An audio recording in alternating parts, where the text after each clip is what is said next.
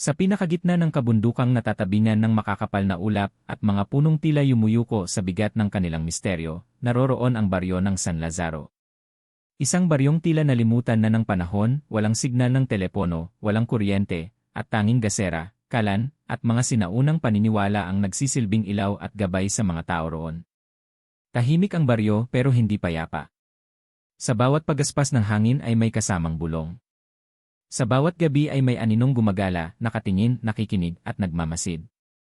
Sa baryong ito nakatira ang mag-inang sina Aling Marita, isang batikang albularya, at ang kanyang anak na si Rosa, isang dalagang maganda, mabait, at may likas na galing din sa panggagamot. Bata pa lamang si Rosa ay naturuan na siya ng kanyang ina kung paano maglaga ng dahon ng bayabas para sa sugat, kung paano bumigkas ng dasal para sa lagnat, at kung paano makiramdam kung may masamang espiritong dumapo sa katawan ng isang tao. Kilala ang mag-ina sa buong San Lazaro at maging sa mga karatig baryo. Kapag may dinapuan ng kakaibang sakit, sila ang unang tinatakbuhan. Hindi na bago sa kanila ang eksenang may dalang sugatang bata, asawang sinapian, o baka nabigla na lang nagwalat na tumba. Sa lahat ng ito, may gamot si Aling Marita at may dasal si Rosa. Ngunit sa kabila ng kanilang kabutihan, may lihim na takot ang mga taga-baryo.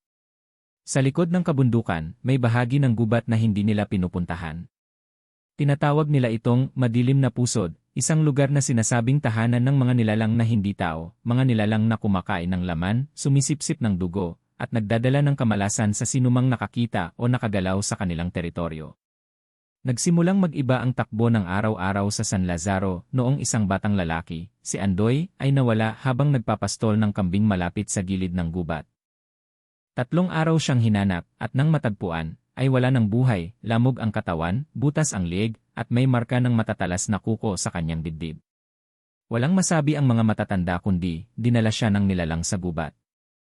Sunod-sunod ang pangyayari, isang buntis ang nakunan, isang matanda ang nawalan ng paningin, at isang lalaking magsasaka ang natagpuang wala sa sarili, pawisan, at inuungol na tila hayop.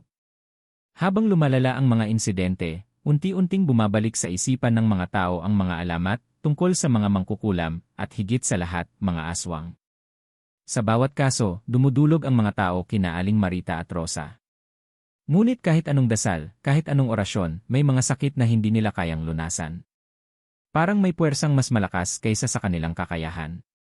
Si Rosa, na dati laging masigla, ay nagsimulang dapuan ng mga bangungot. Gabi-gabi, napapanaginipan niya ang isang matandang babae na may mapuputing mata at mahabang buhok. Humahabol ito sa kanya habang siya ay tumatakbo sa gitna ng gubat, at sa bawat panaginip ay tila lalong tumitindi ang sakit ng kanyang ulo sa paggising. May masamang espiritu sa paligid, sambit ni Aling Marita isang gabi habang inilalagay ang langis sa palad ni Rosa. May gumagalaw sa anino. At hindi basta multo lang ang kalaban natin. Nagsimulang bumisita sa kanila ang isang misteryosong lalaki na nagngangalang Isidro, isang estranghero na nagpakilalang may hinahanap na lunas sa isang matagal ng sakit. Ngunit sa bawat pagbisita niya, tila lalong lumalala ang kapaligiran sa baryo. Nang minsang maghawak kamay sina Isidro at Rosa habang kinukonsulta siya, biglang nagdugo ang ilong ng dalaga at nawalan ito ng malay. Nagimbal si Aling Marita. Hindi normal ang ganong pangyayari. Lalong tumindi ang kutob niya na may masamang nangyayari sa paligid. Mula noon, sinimulan na niyang usisain ang mga kakaibang aktibidad sa baryo. Napansin niya ang isang matandang babae, si Aling Iska, tahimik, mapag-isa, at laging nakatingin sa kanila mula sa malayo. Si Aling Iska ay isa sa pinakamatandang residente ng San Lazaro. Walang anak, walang asawa, at tila walang kaibigan. May mga tsismis noon na siya ay nagtatago ng mga kakaibang hayop sa kanyang likod bahay, at minsang nakita raw ng isang batang babae na nagsasalita siya sa isang malaking itim na baboy. Pero walang makapangahas magsumbong. Takot ang mga tao sa maaaring kapalit. Nang gabing iyon, habang nagdarasal si Aling Marita para sa paggaling ni Rosa, napansin niyang bumubula ang bibig ng anak at nanginginig ang katawan. Pinilit niyang ipatong ang krus sa noo nito, pero tinapon ito ni Rosa, isang lakas na hindi karaniwan sa isang payat na dalaga. Dito na siya nakasiguro, hindi ordinaryong sakit ito. May kulam. May aswang. At may kinakasangkutan si Rosa na malalim at madilim. Dahil dito, nagpa siya si Aling Marita na hanapin ang pinagmulan ng sumpa. At upang labanan ito, kailangan niyang buksan muli ang matagal na niyang isinara, ang sinaunang aklat ng itim at puting karunungan na ipinamana ng kanyang yumaong ina. Sa loob ng gabing iyon, nagsimula na ang pakikidigma ng liwanag laban sa dilim. Isang digma ang hindi pa muling nakita sa San Lazaro sa loob ng maraming henerasyon. Simula nang maranasan ni Rosa ang pagdugo ng ilong at pagkawala ng malay matapos hawakan ni Isidro, tila hindi na siya bumalik sa dating sigla. Madalas siyang tulala, palaging pagod, at kung minsan ay bigla na lamang umiiyak ng walang dahilan. Bawat gabi, ginigising siya ng mga bangungot, panaginip ng apoy, ng dugo, at ng mga matang tila nanunubok sa kanyang kaluluwa. May kulam na inilagay sa kanya, mariing sabi ni Aling Marita habang binubuklat ang lumang aklat ng sinaunang karunungan, isang itim na aklat na ipinamana pa ng kanyang sariling ina, na isang sikat na albularya noong kabataan nito. Hindi ito basta lagnat. Hindi ito usog. May taong gustong angkinin ang espiritu ng anak ko. Napilitan si Aling Marita na gumamit ng mas malalalim na ritual. Isa na rito ang pagtawag sa apat na elemento, ang apoy, hangin, lupa, at tubig, upang tukuyin kung sino ang nasa likod ng masamang enerhiya. Sa kanyang paghahain ng alay, pagsambit ng dasal, at pagsusunog ng tuyong damo ng alibhon at insenso, nakakita siya ng malinaw na senyales, isang itim na baboy, may pulang mata, na dumaan sa harap ng kanilang bahay habang isinasagawa ang ritual. Alam niyang iyon ay isang pamalit anino, isang hayop na sinasaniban ng mga mangkukulam upang hindi sila makilala sa kanilang anyo. At sa kanilang baryo, iisa lang ang taong may ganitong hayop sa bakuran. Si Aling Iska, bulong ni Aling Marita sa sarili, habang ang kanyang mga kamay ay nanginginig sa galit at takot. Samantala, si Rosa ay mas lalong nilalapitan ng mga nilalang sa panaginip. Isang gabi, nagising siya sa gitna ng gabi at nakita sa salamin ang sarili niyang anyo, pero hindi siya ang nasa loob. Ang kanyang refleksyon ay nakangisi, may mapuputing mata, at bumubulong, bukas, hindi ka na ikaw. Tumakbo siya patungo sa kanyang ina, humihiyaw at umiiyak. Nanay! May kumukuha sa akin. May gusto pong pumasok sa katawan ko. Halos mawalan ng ulirat si Rosa sa takot, at muli na namang nagdugo ang kanyang ilong. Anak, hindi ako papayag. Hinding-hindi kita pababayaan, umiiyak na sagot ni Aling Marita, habang isinusubo sa kanya ang pinakuluang halamang ugat na may galing umanong pampalayas ng kulam. Ngunit kahit ang mga dasal ay tila walang bisa na. Kinabukasan, 3 sa mga alaga nilang manok ang natagpuang patay, tuyot ang katawan na parang sinipsip ng kung anong nilalang. Ang mga tanim nilang halamang gamot ay natuyo bigla, at ang balon na pinagkukunan nila ng tubig ay naging mapait at kulay dugo. Mas lalong tumindi ang kutob ni Aling Marita na si Aling Iska nga ang nasa likod ng lahat. Ngunit wala siyang ebidensya, at lalong walang makakausap sa baryo tungkol dito, takot ang lahat. Ang ilang kapitbahay ay bigla na lang nagiging malamig ang pakikitungo sa kanila, at may mga bata na hindi na pinapayagang lumapit kina Rosa. Isang gabi, lumapit sa kanila ang isang matandang lalaki na ang pangalan ay Mang Elias, dating albularyo rin na ngayoy retirado at naninirahan malapit sa gilid ng gubat. Aling Marita, anya, may nais akong ipagtapat. Nakita ko si Aling Iska isang gabi, habang may kabilugan ng buwan. May hawak siyang pulang manok at may altar na puno ng butot laman ng hayop. Nagsasagawa siya ng ritual sa likod ng bahay. Napamura si Aling Marita sa galit. Kaya pala, iyon ang gabi ng unang magkaroon ng pag-atake kay Rosa. Ngunit ayon kay Mang Elias, may mas masahol pa, hindi lang basta kulam ang ginagawa niya. Isa siyang aswang na mangkukulam. May dugong itim.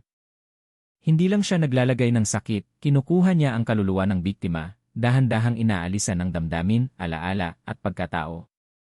Napaupo si Aling Marita. Hindi niya inaasahan na ganito kalalim ang kanilang kalaban. Nang sumunod na gabi, nagdasal siya ng buong lakas at taimtim habang hawak-hawak ang krus ng kanyang ina. Diyos ng langit, mga espiritu ng liwanag, tulungan niyo ako. Huwag niyong hayaan na makuha nila ang anak ko. Doon niya naisip ang matagal na niyang iniiwasan, ang tawagin ang mga tagapangalaga ng gubat, mga espiritong neutral na pwedeng makipag-ugnayan sa sinuman basta't may sapat na alay at karunungan. Ngunit delikado ito. Kapag mali ang dasal, maaaring isara ng espiritu ang isip ng nagsasagawa at hindi na ito bumalik sa katinuan. Sa huling panalangin bago ang gabi ng ritual, sinabi niya sa anak, "Anak, anuman ang mangyari, huwag kang tatakbo. Huwag kang iyak. Kapag naramdaman mong may ibang boses sa loob mo, labanan mo." Dahil kung hindi, hindi na ikaw ang babalik sa katawan mong iyan. At sa gabi ng kabilugan ng buwan, sa gitna ng ulilang palayan, nagsimula si Aling Marita ng isang sinaunang ritual na tanging mga tunay na albularyo lamang ang may alam. Ang pagbubukas ng daang espiritual upang matunton ang pinagmulan ng kulam at palayasin ito. Habang umiihip ang hangin at sumasayaw ang apoy sa harap ng altar, narinig niya ang boses ng espiritu, gusto mong bawiin ang anak mo. Kailangang sumabak ka sa lupang hindi mo kilala. May presyo ang bawat dasal, Marita. Ngunit bago pa siya makasagot, nagsimulang umalon ang lupa. At mula sa dilim, isang aninong babae ang lumitaw, maputla, nakalutang, may mga mata na parang walang buhay. Si Rosa. Rosa, bulong ni Aling Marita, halos hindi makapaniwala sa nakikita. Sa harap niya ay ang kanyang anak, ngunit wala ni anong bakas ng pagkatao sa mga mata nito. Ang balat ni Rosa ay namumutla, tila piniga ng buhay, at ang kanyang bibig ay bahagyang nakabuka, tila may inaamoy, tila may inaabangang utos. Hindi siya nagsasalita. Hindi rin siya kumikilos. Nakatayo lamang siya sa likod ng altar ng kanyang ina, nakalutang na parang nililipad ng isang hangin na hindi para sa mundo ng mga buhay. Hindi ikaw yan anak, labanan mo yan, iyak ni Aling Marita habang pilit na iniaabot ang kamay sa anak. Ngunit sa halip na lumapit, biglang gumalaw si Rosa, tumagilid ang ulo nito sa isang anggulong hindi pangkaraniwan, at mula sa kanyang lalamunan ay lumabas ang isang mahinang tinig na hindi siya. Hindi mo na siya maibabalik, Marita.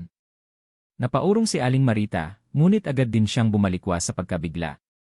Wala kang karapatang kunin ang anak ko. Hindi siya iyo. Isinubo niya ang isang puting insenso sa apoy, at lumaganap ang makapal na usok na may halong bulong at dasal.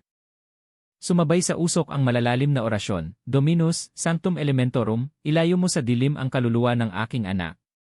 Biglang napaatras si Rosa, at tila may pumipigla sa kanyang katawan. Napasigaw siya, isang sigaw na hindi niya boses. Tila halakhak na may halong sakit, galit, at kasakiman. At sa sigaw na yon, nagsimulang lumindol sa paligid. Ang mga dahon sa paligid ng altar ay nagliyab, at mula sa kadiliman ay may lumabas na aninong nilalang, isang babae, mahaba ang buhok, baluktot ang katawan, at may mga pakpak na parang paniki. Ako ang kanyang tagapagdala. Ako ang kinikilala niyang ina ngayon. Aswang, singha ni Aling Marita habang dinudukot ang isang matulis na pako mula sa ilalim ng altar. Ang pakong ito ay gawa sa pilak na ipinabasbas pa ng kanyang lola sa isang liblib na simbahan sa Bicol, at ginagamit lang ito sa mga ritual ng paninira ng sumpa. Kung ina ka, bakit mo siya sinasaktan? Tanong ni Marita, nanginginig ang kamay. Para lumaya siya. Para sumama sa lakas, hindi sa kahinaan mo. Napagtanto ni Marita na hindi lamang ito simpleng kulam, isang pagsasanib ito. Pinasok ang katawan ni Rosa upang gamitin siya bilang daanan, bilang tulay, upang makabalik ang isang matandang espiritu ng aswang na pinatalsik noon ng kanilang ninuno.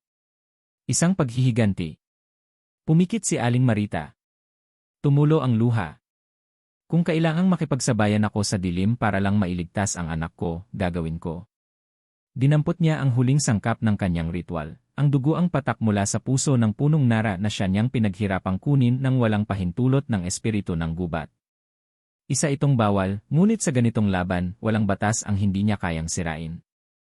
Habang isinasaboy ang dugo sa apoy, binigkas niya ang huling bahagi ng orasyon, isang dasal na hindi na ginagamit sa makabagong panahon, sa ngalan ng liwanag, sa lakas ng aking dugo at alaala ng aking angkan. Hinihiling ko ang pagkakatanggal ng anumang kadilimang pumasok sa kanyang katawan. Lumisan ka, hindi ka kabilang dito.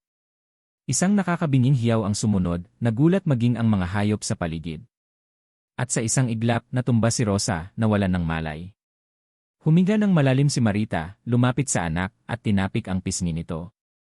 Anak-anak, gising. Rosa, unti-unting dumilat si Rosa, nangingilid ang luha. Nanay, ang sakit po pero naririnig ko kayo. Ilang beses akong tinatawag ng boses na yon. Pero hindi ko kayo iniwan. Yumakap si Marita sa anak ng buong higpit. Mabuti at lumaban ka, anak. Hindi lahat ng sinaniban nakakabalik. Pero hindi pa tapos ang lahat. Pagka-uwi nila sa bahay, napansin nilang bukas ang pinto. Sa sahig, may isang salita na isinulat gamit ang dugo ng manok, simula pa lang ito. Walang ibang may kakayahang gawin yon kundi si Aling Iska. At sa kinagabihang iyon, sa ilalim ng madilim na ulap, tumunog ang kakaibang huni ng mga paniki. Tumahol ng sunod-sunod ang mga aso. At ang mga aninong dati nagtatago sa likod ng mga puno ay nagsimulang lumabas, tila handa na sa isang digmaang matagal ng pinaplano. Ang sanlibutan ng liwanag at kadiliman ay muling magtatagpo, at nasa gitna nito ang mag-inang sina Aling Marita at Rosa, mga albularyang itinulak sa hangganan ng kanilang kakayahan. At sa susunod na gabi, magsisimula na silang maghanda. Kinabukasan, habang umaambon at mababa ang ulap sa baryo, nagising si Aling Marita sa isang hindi pangkaraniwang panaginip, isang lumang bahay sa gitna ng kabubatan, isang batang babae na umiiyak sa loob ng kulungan, at isang matandang babae na may mga matang pula ang laman nakatayo sa likod nito. Pagmulat niya ng mata, may liwanag na kulay kahel ang langit, senyales ng isang masamang pangyayari. Hinawakan niya ang kanyang anting-anting, ang kiputing mutya, na iniwan ng kanyang lola, at biglang lumamig ang hangin. Alam niyang nagbabadya ang panganib. Hindi pa tapos ang pagsanib kay Rosa, at higit pa roon, nagsisimula ng magising ang mga lumang nilalang na matagal nang ipinatapon sa gilid ng kasaysayan. Sa pag-uusap nilang mag-ina, inamin ni Rosa na may mga alaala siyang hindi kanya. Ma, may mga nakikita akong imahe, mga kababaihang nakatali, mga sigaw ng mga bata, at may lugar na parang kulungan sa ilalim ng lupa. Parang templo, pero gawa sa buto. Nanginginig ang tinig ni Rosa habang ikinukwento ito. At lalong tumindig ang balahibo ni Aling Marita. Anak, ang ibig sabihin niyan, hindi lang basta espiritu ang pumasok sa'yo. Isa siyang matandang aswang na albularyo, isang uri ng nilalang na pinatalsik pa ng ating lahi. At ang mga alaala niya na ipapasa sa sinumang katawan na masaniban niya. Napagtanto ni Marita na hindi sapat ang simpleng orasyon at panggagamot. Kailangan niyang harapin mismo ang ugat ng kasamaan, ang pinanggalingan ng espiritu. At para magawa iyon, kailangan niyang balikan ang isang lugar na iniwasan na ng kanilang pamilya sa loob ng 3 henerasyon, ang bahay na bato sa Sitio Libis Ligaw, isang abandonadong lugar sa paanan ng bundok na dati pag-aari ng isang kulto ng mga itim na albularyo. Bago sila lumisan, tinawagan ni Marita si Mang Elias upang humingi ng tulong. Sa pag-uusap nila, nabunyag na may koneksyon si Aling Iska sa kultong iyon, isa siyang apo sa tuhod ng pinunong tinatawag na Dagaang, ang isa sa pinakamabangis na mangkukulam noong panahon ng mga Kastila. Marita, babala ni Mang Elias, kapag pinasok mo ang bahay na bato, wala ka ng atrasan. Iyon ang templo ng kanilang lahi. Hindi lang si Iska ang babangon, buong ang kanya. Ngunit desidido si Marita. Hindi lang para kay Rosa, kundi para sa lahat ng kabataan sa baryo na maaaring mapasahan ng sumpa kung hindi ito mapuputol. Pagdating nila sa Sitio Libis Ligaw, hindi na sila tinanggap ng mga tao. Ang mga residente ay tahimik, halos hindi tumitingin sa kanilang direksyon. May mga palatandaan sa daan, buntot ng pusa na nakapako sa poste, tuyong damo na nakatikwas, at mga larawang may tusok sa mata. Senyales ito ng pagtanggi at babala. Hindi natin kailangan ang pahintulot nila, bulong ni Marita. Ang kailangan natin ay ang tapusin ang digmaan ng lahi. Sa gitna ng gubat, narating nila ang bahay na bato, itim ang kulay nito, parang nasunog pero nanatiling buo. Napapalibutan ito ng matataas na damo at mga puno ng balete. Sa bawat paglapit, lumalakas ang kabog ng puso ni Rosa, na para bang may ibang sigaw sa loob ng kanyang utak. Manaririnig ko na naman siya. Huwag tayong pumasok, sabi niya. Ngunit nagpa siya si Marita na lumapit pa. Naglagay siya ng pulang sinulid sa kanilang mga pulso, isang sinaunang panangga para huwag maligaw sa daan ng espiritu. Sa kanyang hawak, may baon siyang langis ng nyog na may abo ng punong kamagong, isang sangkap na nakalalaban sa aswang at kulam. Pagbukas nila ng pinto, bumungad ang isang matinding amoy, hindi ng patay na hayop, kundi ng luma at buhay na kasamaan. Ang sahig ay may mga bakas ng anino, parang may gumagapang, at ang mga pader ay puno ng ukit, mga dasal na pabaliktad, mga mata na parang nakatitig kahit saan ka tumingin. Habang iniikot nila ang loob, biglang sumara ang pinto sa likuran nila. Nabitawan ni Rosa ang kanyang lampara, at napuno ng dilim ang paligid. Sa gitna ng katahimikan, may tinig na umalingaw-ngaw mula sa itaas, Marita, bumalik ka rin. Oras na ng pagtutuwid. Oras ng pagbawi. Biglang nagliyab ang mga kandila sa gilid ng altar ng bahay. Doon nila nakita ang isang larawang itinago sa lumang balutan, ang larawan ng ina ni Marita, si Aling Pilar, na noon pa'y pumanaw na, ngunit sa likod ng larawan, may nakasulat na, Panginoon ng Gabi. Maang lola po, miyembro siya, gulat na tanong ni Rosa. Hindi makasagot si Marita. Ngunit sa kanyang puso, alam niyang may itinatago ang kanyang ina na matagal nang ipinasa sa kanya, hindi lang ang kakayahang manggamot, kundi ang kakayahang sumira kapag kinakailangan. Sa huling bahagi ng gabi, sinimulan nilang linisin ang lugar.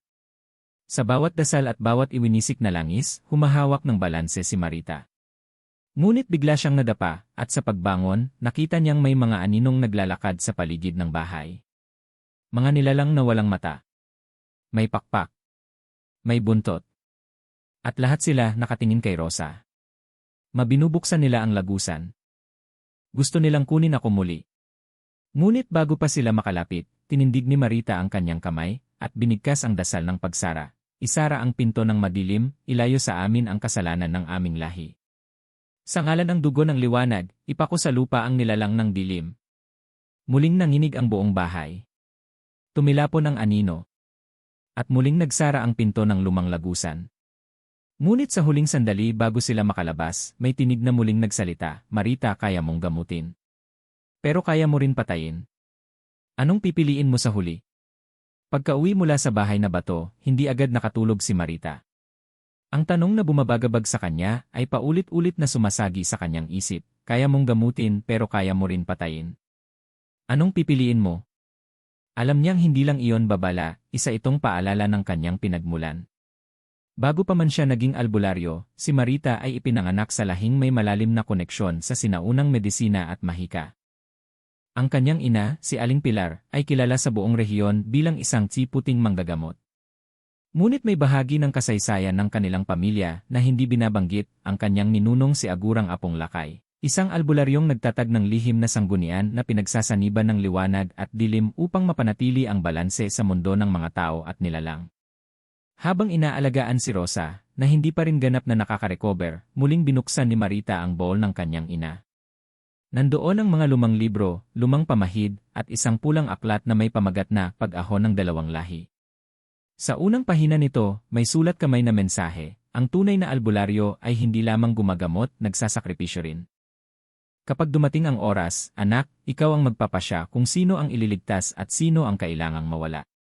Sa pagbabasa ni Marita, nalaman niyang ang kanilang lahi ay pinagpala ng dalawang uri ng kapangyarihan, ang ginhawa, isang kapangyarihang nagpapagaling, at ang gapang, isang lakas na kayang pumatay ng espiritu. Ngunit ang paggamit ng igapang ay may kabayaran, ang pagkaputol ng kaluluwa ng isa sa iyong mahal sa buhay. Bumalik sa alaala niya ang mga pangyayari noong bata pa siya, ang pagkawala ng kanyang ama na hindi kailanman na ipaliwanag.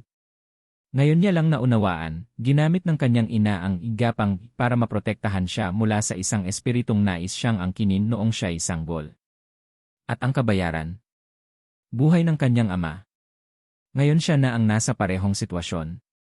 Sa kanyang pagninilay, biglang dumating si Mang Elias, may dalang balita, Marita, si Aling Iska ay wala na sa baryo. Ayon sa mga bata, umalis siya bago sumikat ang araw. Pero may iniwang babala sa likod ng simbahan. Nagmadali silang pumunta roon, at sa pader ng lumang simbahan, gamit ang dugo ng kalabaw, nakasulat, 3 gabi na lang, at ang bagong espiritu ay isisilang. Sa araw ng dugo, pipili ka, buhay ng anak mo o ang bayan. Alam ni Marita kung ano ang ibig sabihin nito. Ibinubuntis na ni Rosa ang espiritu ng matandang aswang. Hindi sa laman, kundi sa kaluluwa, at sa pagsapit ng 3 gabi, kung hindi ito mapipigilan, tuluyan nang mamumuhay sa katawan ng anak niya ang halimaw na si Dagaang. Hindi pwedeng hintayin yon. Sa tulong ni Mang Elias at ng ilan pang natitirang matatanda sa baryo na tapat sa angkan ni Marita, naghanda sila ng sinaunang ritual, ang pagsalin ng apoy. Isa itong pagsubok na kayang magputol ng tulay sa pagitan ng espiritu at laman, ngunit lubhang delikado. Kailangan nilang magsunog ng halamang itim na uwak, ipalibot ito kay Rosa, at ipasok siya sa gitna ng apoy habang binibigkas ang orasyon ng sipaghiwalay. Ngunit may kondisyon, ang kaluluwang mawawala ay hindi na babalik kailanman. Ibig sabihin, sambit ni Rosa, kapag nagtagumpay tayo, maaaring mamatay ako o mawala ang isang bahagi ng aking pagkatao. Alam ko, anak. Pero ito lang ang paraan para tuluyang maputol ang koneksyon mo sa kanya. Sa gabi ng ritual, tahimik ang baryo. Hindi na lumalabas ang mga tao, at ang mga pusa at aso ay tila na paralisa. Sa gitna ng kagubatan, sinimulan ang seremonya. Umupo si Rosa sa gitna ng bilog na apoy, habang hawak ni Marita ang lumang anting-anting ng kanyang ina. Nagsimula siyang bigkasin ang orasyon, sa lakas ng apoy, sa bitag ng dugo, ihiwalay ang nilikha sa nilalang, ang laman sa dilim, ang anak sa tagapamuno ng gabi. Habang binibigkas ito, nagsimulang mag-iba ang anyo ni Rosa. Ang kanyang mata ay nagkulay itim, at ang kanyang buhok ay pumuti ng kusa. Mula sa kanyang bibig, may usok na lumalabas, itim, mabaho, at tila may hugis ng tao. Lalabas na siya, sigaw ni Mang Elias. Biglang lumitaw sa paligid ang anino ni Dagaang. Umiikot ito sa apoy, sinusubukang pasukin muli ang katawan ni Rosa. Ngunit agad siyang hinarangan ni Marita. Hawak niya ang igapang-i ang huling kapangyarihan na iniwan ng kanyang ninuno. Isang dasal ang kanyang isinigaw, gapang ng liwanag, punitin ang ugnayan. Sa ngalan ng dugo ko, itakwil ang sumanib sa aking anak. At sa huling salita, isang malakas na liwanag ang bumalot sa kanilang paligid. Tumigil ang mundo sa pag-ikot at sa loob ng ilang segundo, katahimikan. Nang bumalik ang lahat sa normal, nakahandusay si Rosa, hindi gumagalaw. Nilapitan siya ni Marita. Anak. Rosa. Dumilat si Rosa pero hindi nagsalita. Ang kanyang mata balik sa dati. Ngunit may kalmadong lungkot sa kanyang mukha. Naiwala na siya sa loob ko. Pero may bahagi rin ng sarili ko ang nawala. Niyakap siya ni Marita, umiiyak. Alam niyang iyon ang kabayaran. Ngunit para sa kanya, sapat na ang buhay ng anak niyang malaya, kahit kulang, kaysa sa masaniban ng kadiliman ng buong buo. Sa malayo, mula sa anino ng mga punong kahoy, isang pares ng pulang mata ang nakamasid. Hindi pa tapos ang laban. At ang tanong ay hindi na lang tungkol sa espiritu, kundi tungkol sa lahing usbong mula sa halimaw na nais isilang sa bagong katawan. Makalipas ang ilang araw matapos ang ritual ng pagsali ng apoy, tahimik ang buong baryo. Wari na balot ng malakaluskos na katahimikan ang paligid, parang may hinihintay na dumating.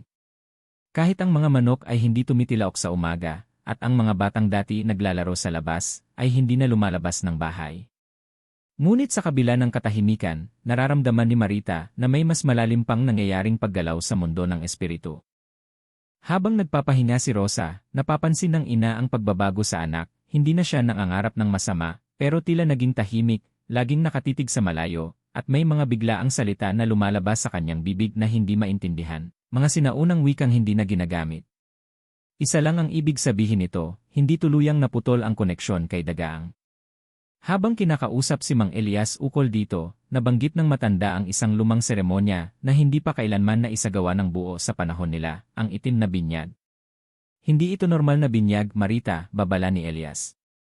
Ito'y isang ritual para sa mga pinanganak sa pagitan ng liwanag at dilim. Isang uri ng selyo para tuluyang maputol ang kaluluwa ng demonyo sa laman ng tao. Pero hindi pinanganak si Rosa sa dilim, giit ni Marita. Hindi. Pero isinilang ang kanyang kaluluwa muli sa gabi ng ritual. Ibig sabihin, isa siyang buhay na tagapagdala, dalawang mundo ang humahawak sa kanya ngayon. At kung hindi siya mabibinyagan sa tamang paraan, maaaring siya mismo ang maging tulay para makatawid ang mga nilalang ng kadiliman sa mundo natin. Mabigat ang pasya, ngunit alam ni Marita na walang ibang paraan.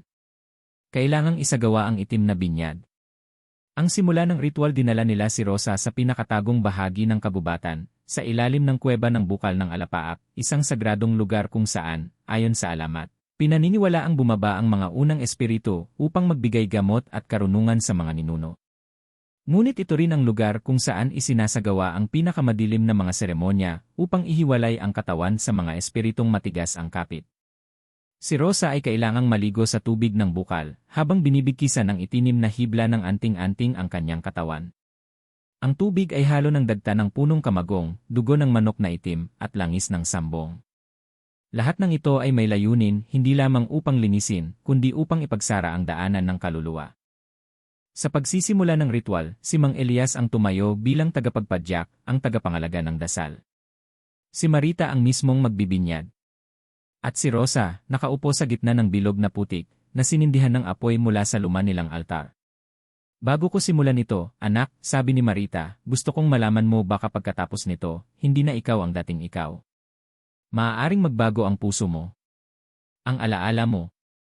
Baka hindi mo na ako maalala bilang ina mo. Tahimik si Rosa. Ngunit maya-maya ay nagtanong siya, masasama ba ang mga nilalang na yon, ma? Lahat ba ng aswang ay dapat patayin? Nagulat si Marita. Bakit mo tinatanong? Nakita ko sila sa panaginip. May mga batang aswang na umiiyak. Sinasabing pinalaya sila, pinatay kahit hindi pa sila nakakapanakit. Pinanganak lang silang ganon. May mga tulad ko rin pala, May. Lalong bumigat ang loob ni Marita.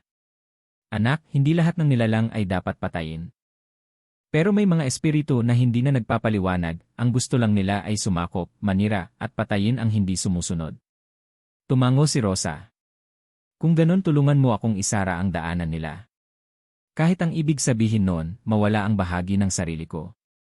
Pagpasok ng dilim ng buhusan ng tubig ang katawan ni Rosa, nagsimulang manginig ang lupa. Tumayo ang mga apoy. Nagdilim ang langit. At mula sa labas ng kuweba, may mga tunog ng pagaspas, at parang naglalakad sa mga ugat ng puno.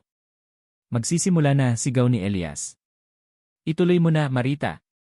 Binigkas ni Marita ang orasyon, sa tubig ng kapanganakan, sa langit ng kasaysayan, sa dugo ng pagbabago, isinisilang kita bilang anak ng liwanag.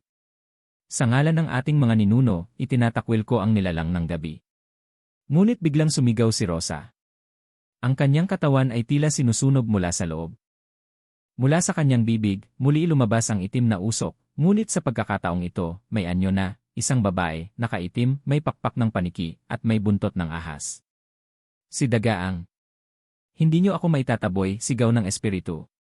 Sa katawan ng anak mo, muli akong isisilang. Pilit nitong bumalik kay Rosa, ngunit agad na sinigawan ni Marita ang huling bahagi ng dasal, sa ngalan ng puso ko, katawan ko, at buhay ko, kapalit man ng alaala ng aking anak, isinusumpa kitang hindi na makabalik sa mundong ito. Biglang bumalot ang liwanag sa loob ng kuweba. Nasunog ang espiritu ni Dagaang sa gitna ng liwanag ng tubig at apoy. At tuluyang nawala hindi na lang sa katawan ni Rosa, kundi sa lahat ng daanan patungo sa mundo ng tao. Pagkatapos ng binyag tumahimik ang lahat. Ang apoy ay namatay at ang tubig ay naging malinaw. Si Rosa nakahandusay ngunit humihinga. Dahan-dahang nagmulat ng mata. At tumingin kay Marita. Ina, bulong niya. Bakit ako nandito? Napaluha si Marita. Alam niyang totoo ang babala na wala ang ilang bahagi ng alaala ni Rosa. Ngunit para sa kanya, sapat na ang buhay ng kanyang anak. May pag-asa pa. Ngunit habang lumalakad silang pauwi, isang bagay ang hindi nila alam, ang huling piraso ng espiritu ni Dagaang ay hindi tuluyang nasira, na itago ito ng isang ibang nilalang na nandoon sa paligid. Isang batang babae na pinanood ang buong ritual mula sa malayo. At sa kanyang kamay, may hawak siyang piraso ng itim na bato, ang itlog ng kadiliman. Hindi alam ni Marita at Rosa na may isang matang-matamang nakamasid sa bawat hakbang ng kanilang ritual sa kuweba. Mula sa lilim ng mga punong-punong kahoy, tahimik at halos hindi humihinga ang isang batang babae, mga 10 taong gulang, nakasuot ng kupas na damit, madungis, at may kakaibang ningning sa mata. Sa kanyang kamay, mahigpit niyang hawak ang isang itim na bato na tila umiinit tuwing nararamdaman nito ang presensya ng mga makapangyarihang orasyon. Hindi ito ordinaryong bato, ito ang itlog ng kadiliman, isang sinaunang sisidlan ng espiritu, kayang ikubli ang kaluluwa ng kahit pinakamalakas na nilalang sa dilim. Siya si Lyra, ang huling tagapagmana ng lahing mangkukulam na pinatapon sa kabundukan 1 dekada na ang nakalilipas. Ang nakalipas ni Lyra si Lyra ay anak ng isang mangkukulam at isang dating albularyo na nagtagpo sa gitna ng kaguluhan ng dalawang magkasalungat na mundo. Sa pag-ibigan ng kanyang mga magulang, ipinanganak siya, isang nilalang na may kakayahang magdala ng buhay o kamatayan sa pamamagitan ng pag-isip pa lamang. Ngunit sa panahong iyon, ang mga tulad niya ay hindi tinatanggap. Sa murang edad, nakita niya kung paanong sinunog ang kanyang ina sa harap ng simbahan, at si Lyra ay pilit pinagtangka ang itaboy sa kabundukan ng mga taong takot sa kanyang kakayahan. Ngunit sa halip na mamatay, doon niya natuklasan ang itlog ng kadiliman, isang sisidlan na iniwan ng pinunong si Dagaang. Sa bulong ng hangin, sa alingawgaw ng gabi, kinausap siya ng espiritu ng matandang aswang at pinangakuan, kapag handa ka na, magiging tulay ka ng aking muling pagbangon. Nang masaksihan ni Lyra ang ritual ng itim na binyag, nakita niyang nanghina si Dagaang, ngunit hindi tuluyang nawala. Bago pa man ang huling dasal ni Marita, sinipsip ng itlog ng kadiliman ang huling himaymay ng espiritu ng matanda. Ngayoy hawak niya ito. Buhay at naghihintay ng tamang katawan. Ang pagkabalisa habang bumabalik sa normal ang buhay sa baryo, unti-unti ring bumabalik sa alaala ni Rosa ang mga fragmento ng kanyang nakaraan. May mga panaginip siyang hindi niya maipaliwanag, mga aninong nakatingin sa kanya sa salamin, mga tinig ng mga batang umiiyak sa dilim, at mga bulong na nagsasabing, ikaw ang susi, ikaw ang tulay. Samantala, si Marita ay hindi mapakali. Kahit tapos na ang ritual, ramdam niyang may hindi pa rin natatapos. Isang gabi, habang nag-aalay ng dasal sa altar ng kanilang bahay, biglang nangisay ang kandila at namatay ang apoy. May biglang sumulat sa pader gamit ang abo ng uling, hindi niyo kayang sirain ang piniling isilang muli. Dito napagtanto ni Marita, may ibang nilalang ang nagkukubli sa paligid, at ito ay may layuning buhayin si Dagaang sa pamamagitan ng ibang sisidlan. Agad siyang nagpunta kay Mang Elias. Kailangan nating tukuyin kung sino ang may hawak ng itlog, anya. Hindi pwedeng mabuhay muli si Dagaang, hindi na natin siya kayang pigilan kapag lumipat na siya sa bagong katawan. May paraan, sagot ni Elias. Ngunit delikado. Kailangang hanapin ang tagabantay ng aklat ng anino sa kabundukan ng Hilaga. Siya lang ang makapagsasabi kung paano tuluyang wasakin ang itlog ng kadiliman. Ang pagtatangka ni Lira habang nagpupulong sina Marita, tahimik namang pinaplano ni Lira ang susunod na hakbang. Kailangan niyang hanapan ng katawan ang espiritu ni Dagaang at si Rosa ang perpektong sisidlan. Ngunit ngayon na malinis na ito, hindi na basta-basta mapapasukan. Ang solusyon? Sirain muli ang balanse sa kaluluwa ni Rosa. Sa gitna ng gabi, pinasok ni Lira ang panaginip ni Rosa gamit ang itim na alikabok ng itlog.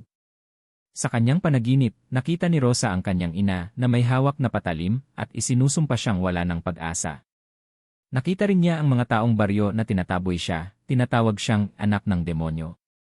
Habang naglalakad siya sa ulan, narinig niya ang bulong, bumalik ka sa akin, at walang sinuman ang makakasakit sa iyo. Pagkagising ni Rosa, nanginginig siya. Sa kanyang palad, may bakas ng abo. Nay, umiiyak niyang bulong. Parang may bumabalik, hindi ko na alam kung sino pa ako. Paglalakbay sa kabundukan sa sumunod na araw, nagpasya si Marita, Rosa, at si Mang Elias na pumunta sa Hilaga upang hanapin ang tagabantay ng aklat ng anino. Sa loob ng isang lumang kuweba, sinalubong sila ng matandang babae na puting-puti ang mata, bulag ngunit tila nakakakita ng mas higit sa liwanag. Dala niyo ang bigat ng dalawang mundo, bulong nito. Ang itlog ay hindi basta-basta sinisira. Kailangan itong isalang sa apoy ng tatlong katotohanan, ang tunay mong pangalan, ang iyong kinakatakutan, at ang hinahangad ng puso mo. Kung alinman sa tatlong ito ang hindi matapat, mananatiling buo ang espiritu sa loob. Dito nahinto si Marita. Ano ang tunay na hinahangad ni Rosa? At paano nila matutukoy ang tunay na pangalan ng espiritong laman ng itlog? Walang oras, dagdag ng tagabantay. Ang pagsikat ng 3 buwan ay simula ng pagpisa. Kapag nangyari iyon, babalik si Dagaang, hindi bilang multo, kundi bilang bagong nilalang na may laman at buto. Sa pagtatapos ng part 7, handa nang simulan ang huling bahagi, ang pinakamalaking labanan at desisyon sa pagitan ng liwanag at dilim. Sabihin mo 3 gabi bago ang pagpisa ng itlog ng kadiliman, bumalik sina Marita, Rosa, at Mang Elias sa baryo dala ang babala ng tagabantay, kung hindi nila masusunod ang 3 susing katotohanan, ang tunay na pangalan, kinakatakutan, at hinahangad ni Rosa, ay magbabalik si Dagaang, mas malakas at mas mapanira kaysa dati. Ang paghahanda inilagay nila ang itlog sa gitna ng sagradong bilog sa loob ng tahanang albularyo ni Marita. Inilibot ito ng mga anting-anting, langis ng nyog, at itim na asin upang pigilan ang maagang pagpisa. Ngunit nagsimulang mag-init ang itlog, isang palatandaan na nagigising na ang espiritu sa loob. Habang natutulog si Rosa, muling pinasok ng mga bangungot ang kanyang isipan. Sa panaginip, naroon si Lira, nakatayo sa ibabaw ng itlog, hawak ang kamay ni Dagaang na tila isinisilang mula sa itim na usok. Anong tunay mong pangalan, Rosa? Tanong ng espiritu. Rosa, sagot niya, nanginginig. Hindi. Ipinangalan ka lang ni Marita. Ano ang tunay mong pangalan, ang pangalan ng iyong kaluluwa? Naputol ang panaginip. Pagkagising, humihingal si Rosa at nanginginig. Nay, may kulang. Hindi ako si Rosa lang. Parang may pangalan pa akong mas malalim, anak, yan ang susi, sabi ni Marita. Hanapin natin yan bago maghating gabi ng 3 araw. Ang katotohanang itinago, nagpunta silang muli kay tagabantay ng aklat ng anino. Doon nila nalaman ang kasaysayan ni Rosa, na siya'y ipinanganak sa panahon ng pagkakasagupa ng mga albularyo at aswang, at iniligtas ng espiritu ng isang diwatang tagapamagitan. Bago tuluyang mapatay ng aswang ang kanyang ama, isinumpa nitong ang kaluluwa ng bata ay paglalagyan ng hinaharap na espiritu ni Dagaang. Ang pangalan ni Rosa noong isinilang siya ng diwata ay Lunara, ang ibig sabihing ilaw sa dilim. Isa siyang nilalang na nilikha upang balansihin ang dalawang mundo, kaya't siya ang perpektong sisidlan para kay Dagaang. Ngunit naging tao siya dahil kinupop ni Marita bilang kanyang anak. Kung hindi mo kikilalanin ang pangalang Lunara, hindi mo magagapi ang itlog, wika ng tagabantay. Kailangan mong yakapin ang buo mong pagkatao, kasama ang bahagi mong hindi mo naiintindihan. Ang araw ng pagsilang sumapit ang gabi ng 3 buwan, isang bihirang pangyayaring sinasabing nagbubukas ng mga bitak sa pagitan ng mga mundo. Sa baryo, nagsimula ng lumamig ang hangin. Nagkakandila na ang mga tao, habang ang mga matatanda ay tahimik na nagdarasal, dama ang nalalapit na kapahamakan.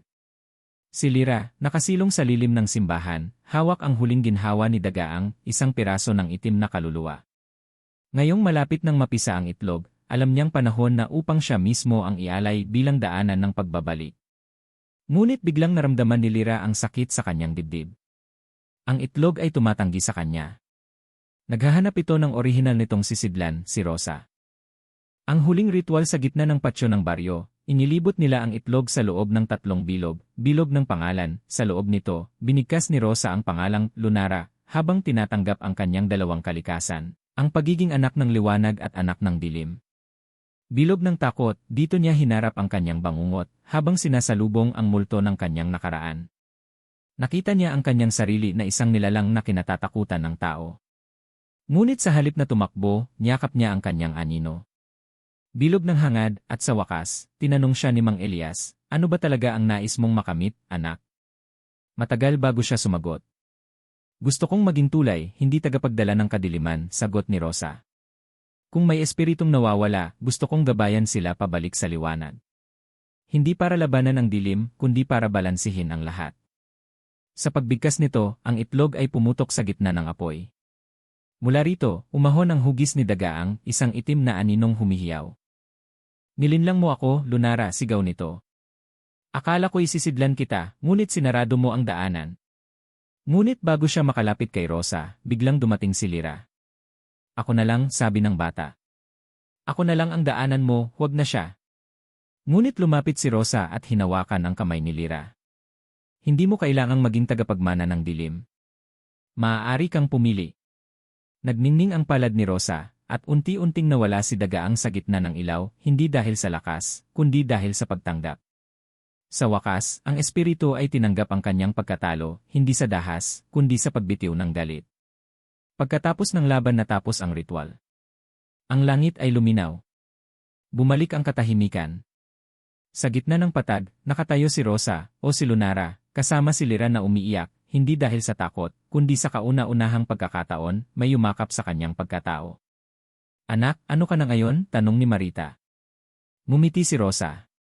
Ako si Rosa, at ako rin si Lunara. Albularyo. Anak. Tagapamagitan. Hindi ko kailangan pumili. Ako ang tulay. Si Mang Elias ay tumango. Ngayon, nagsimula na ang bagong panahon. Ang panahon kung saan ang takot ay hindi na iisa lamang ang mukha. At mula noon, sa baryo ng mga albularyo, isinulat sa aklat ng mga anino ang kwento ng mag-inang albularyo, ang ina na lumaban para sa anak, at ang anak na pumili ng balans kaysa kapangyarihan. Part Siyam, ang bagong henerasyon ng albularyo lumipas ang mga buwan mula nang matapos ang matinding laban sa pagitan ni Rosa at Lira laban kay Dagaang. Unti-unti nang bumalik sa normal ang buhay sa baryo, ngunit hindi na ito magiging tulad ng dati. Sa kabila ng katahimikan, nananatiling nagbabantay ang mga anino ng nakaraan, handang muling sumalubong sa mga susunod na hamon. Pag-usbong ng panibagong liwanag si Rosa, o mas kilala na ngayon bilang Lunara, ay naging isang tunay na albularyo at tagapamagitan sa pagitan ng tao at mga nilalang ng dilim. Sa tulong ni Marita at Mang Elias, binuksan niya ang isang maliit na paaralan sa baryo kung saan tinuturuan nila ang mga kabataan na maging albularyo, alisto sa pakikipaglaban sa mga aswang, at higit sa lahat, matutong respetuhin ang balanse ng kalikasan. Ang mga bata, na dati natatakot sa kwento ng mga aswang, ay ngayon natututo kung paano magtanggol sa sarili at mag-alay ng mga ritual para mapanatili ang kapayapaan. Ang bagong banta ngunit hindi pa tapos ang lahat. Isang gabi, habang nag-aaral si Lunara sa kanyang kwarto, may dumating na malamig na hangin. Biglang nagkaroon ng kakaibang pangamoy ang hangin, parang may nagmumulto sa hangin. Napansin niya ang isang kakaibang bakas ng itim na usok na unti-unting lumalapit sa bahay. Mabilis niyang tinawagan si Marita at Mang Elias. Nang magtipon-tipon sila, natuklasan nila na may mga bagong mangkukulam na naglalakbay sa iba't ibang baryo, at hindi katulad ng dati, mas maingat at mas malupit. Isang bagong pakikibaka na pag-alaman nila na ang mga bagong mangkukulam ay naghahanap ng mga itim na itlog, mga susi para muling isilang ang mga sinaunang espiritu ng kadiliman. Kailangan ng mag-inang albularyo na muling humarap sa mga panganib at ipagtanggol ang kanilang bayan. Pagtutulungan ng baryo habang nagpapalakas, tinipon nila ang buong baryo upang maghanda sa anibersaryo ng pagpisa. Itinuturo ni Lunara sa mga kabataan ang mga lihim ng kanilang lahi, hindi lamang ng pakikipaglaban kundi ng pagpapatawad at pagkakaintindihan sa pagitan ng tao at nilalang. Pagkatapos ng mga pagsubok na kanilang pinagdaanan, ang baryo ay nagkaisa sa ilalim ng pangunguna ni Lunara at Marita. Pinagsama-sama nila ang kanilang lakas, karunungan, at puso para sa isang mas matibay na pagtatanggol laban sa mga bagong mangkukulam na lumalapit. Ang pagtitipon ng mga albularyo isang gabi, sa gitna ng kagubatan, nagsagawa ng pagtitipon ang mga albularyo at mga tagapagtanggol ng baryo. Dito ipinagpalitan nila ang kaalaman, mga bagong ritual, at mga armas na gawa mula sa mga halamang gamot at sinaunang anting-anting. Nagsimula silang mag-organisa ng mga patrol sa gabi upang bantayan ang baryo laban sa mga aswang na sumusubok pumasok. Ang lihim na sandata isang araw, habang naglalakad si Lunara sa kabubatan, natuklasan niya ang isang sinaunang kuweba na puno ng mga sinaunang kasulatan at mga ritual na maaaring magpalakas sa kanila laban sa kadiliman. Nakita rin niya ang isang mahiwagang kawali na sinasabing pinapagana ng apoy ng liwanag at may kakayahang sumunog sa anino. Gamit ang mga natutunan mula rito, sinimulan nilang gawin ang mga ritual para maipasa ang lakas ng mga ninuno sa mga susunod na henerasyon. Ang bagong hamon ngunit habang sila'y nagpapalakas, unti-unti ring dumadami ang mga aswang sa paligid ng baryo. Ang ilan sa mga ito ay mas matindi at mas tuso kaysa sa mga nakalipas. Sila ay nagtatago sa mga anyo ng tao, kaya't naging mahirap silang tuklasin. Nagkaroon ng pagtatalo kung paano sila haharapin, dapat bang sugpuin sila ng dahas o pag-usapan upang mapanatili ang kapayapaan.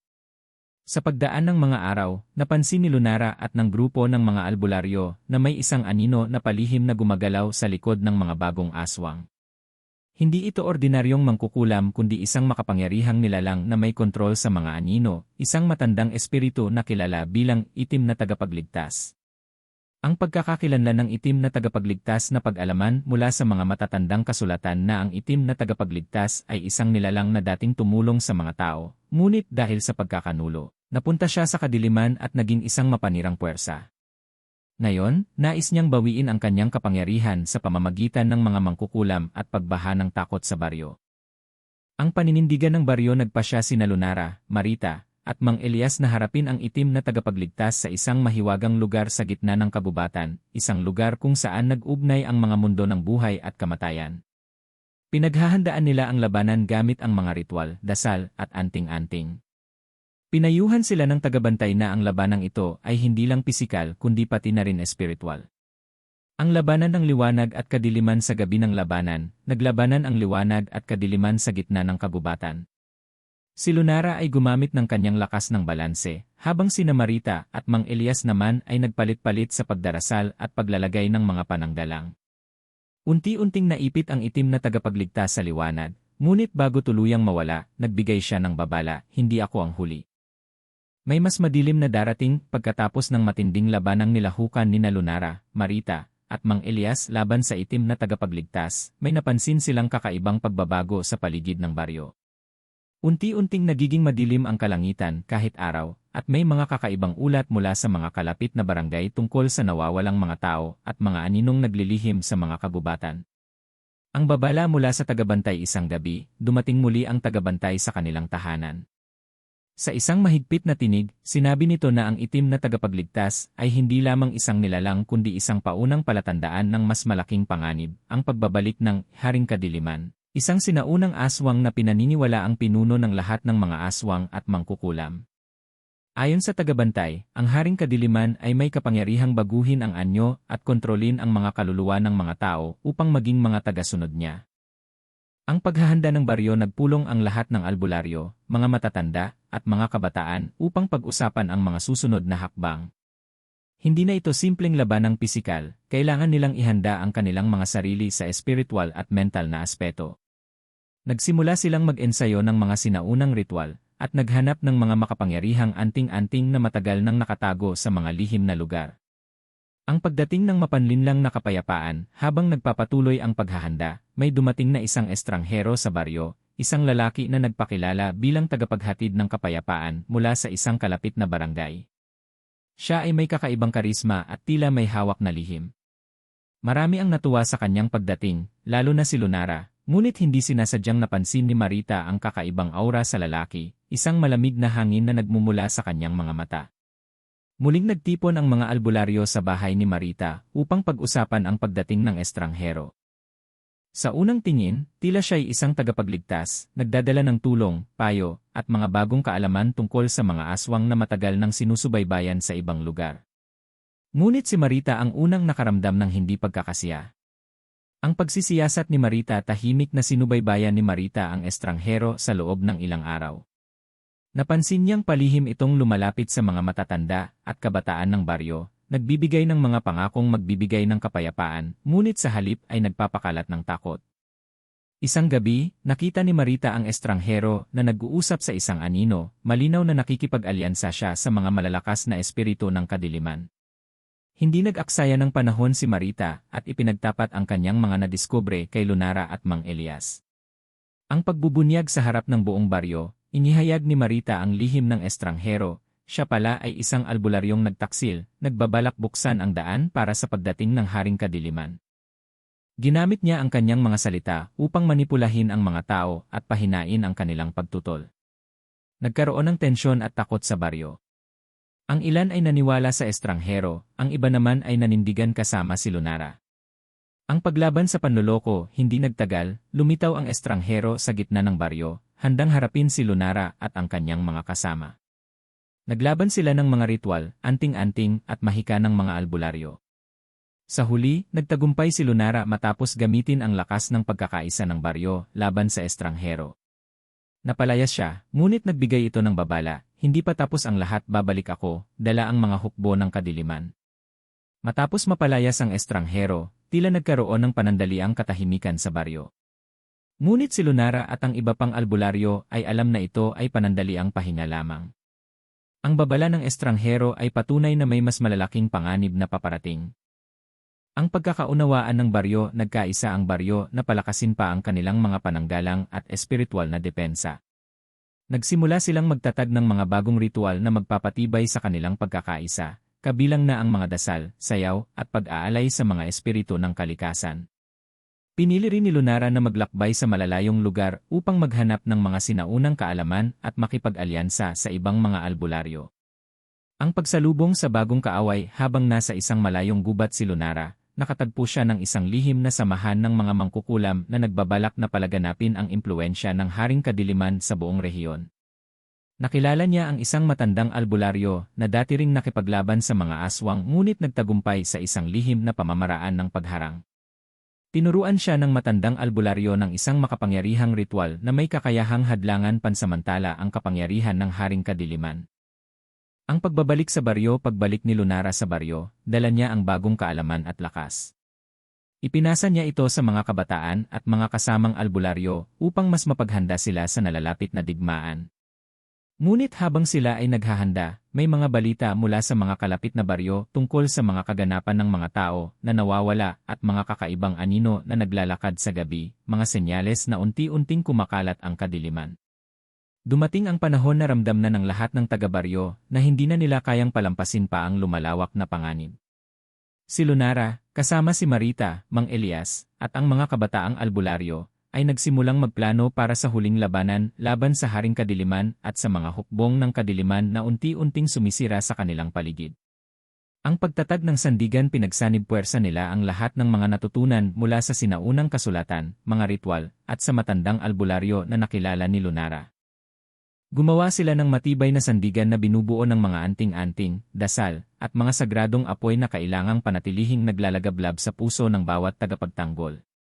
Pinili nilang iligtas muna ang mga mahihina, at maghanda ng mga tago at ligtas na lugar para sa mga bata at matatanda. Ang pagtatalaga ng mga tagapangalaga, hinati nila ang baryo sa iba't ibang sektor. Bawat isa ay may kanya-kanyang tagapangalaga na may tungkuling bantayan at ipagtanggol ang kanilang lugar laban sa pag-atake ng mga aswang. Si Lunara ang pinili bilang pangkalahatang tagapamahala, habang si Marita ay naging tagapagsanay ng mga kabataan. Si Mang Elias naman ang tagapayo sa mga ritual at espiritual na lakas. Ang panimula ng labanan, isang madilim na gabi, nagsimulang umatake ang mga hukbo ng kadiliman. Nilusob nila ang baryo mula sa iba't ibang panig, gamit ang mga malupit na taktika at pangkukulam upang sirain ang kanilang depensa. Ngunit ang pagkakaisa at tapang ng baryo ay mas malakas. Nagpalitan sila ng mga mahika, tinulungan ng mga anting-anting, at ginamit ang mga natutunang ritual upang mapanatili ang liwanag sa kabila ng kadiliman. Ang pakikipagsapalaran ni Lunara sa gitna ng kaguluhan, hinarap ni Lunara ang mismong haring kadiliman. Isang labanan ng lakas, isip at puso ang kanilang dinanas. Sa tulong ng mga aral ng kanyang ina at ng matandang albularyo, nagtagumpay si Lunara sa paghadlang sa kapangyarihan ng kalaban. Ngunit nanatiling babala sa kanyang isipan ang sinabi ng itim na tagapagligtas, may mas madilim pa na darating. Matapos ang matinding laban kay Haring Kadiliman, nagdusa ang baryo sa mga sugat ng digmaan, pisikal man o espiritual. Ngunit sa kabila ng lahat, nanatili ang diwa ng pagkakaisa at pag-asa. Ang huling ritual ng paglilinis pinangunahan ni Lunara at ng mga albularyo ang isang malawakang ritual upang linisin ang baryo mula sa mga nalalabing kadiliman. Inanyayahan nila ang buong komunidad na makiisa sa pag-aalay ng mga bulaklak, pagkain, at mga dasal para sa kapayapaan. Sa gitna ng ritual, naramdaman nila ang pag-alis ng mabibigat na anino, tila muling nabuhay ang liwanag ng baryo. Ang pagpasa ng tungkulin sa pagtanda ni Marita, ipinasa niya ang kanyang kaalaman at kapangyarihan kay Lunara at sa mga kabataan na ngayoy handang ipagpatuloy ang laban. Itinuro niya ang kahalagahan ng balanse sa pagitan ng tao at ng kalikasan. Sinabi niya, hindi matatapos ang laban kung hindi natin ipapasa ang liwanag sa mga susunod na henerasyon. Ang bagong bukang liwayway habang sumisiklab ang unang liwanag ng araw, nakita ng buong baryo ang bagong simula, isang bukang liwayway na puno ng pag-asa, lakas, at panibagong pangarap. Si Lunara ay nakatayo sa harap ng mga tao, handang pangunahan ang baryo sa mas maliwanag na bukas, handang harapin ang anumang pagsubok na darating.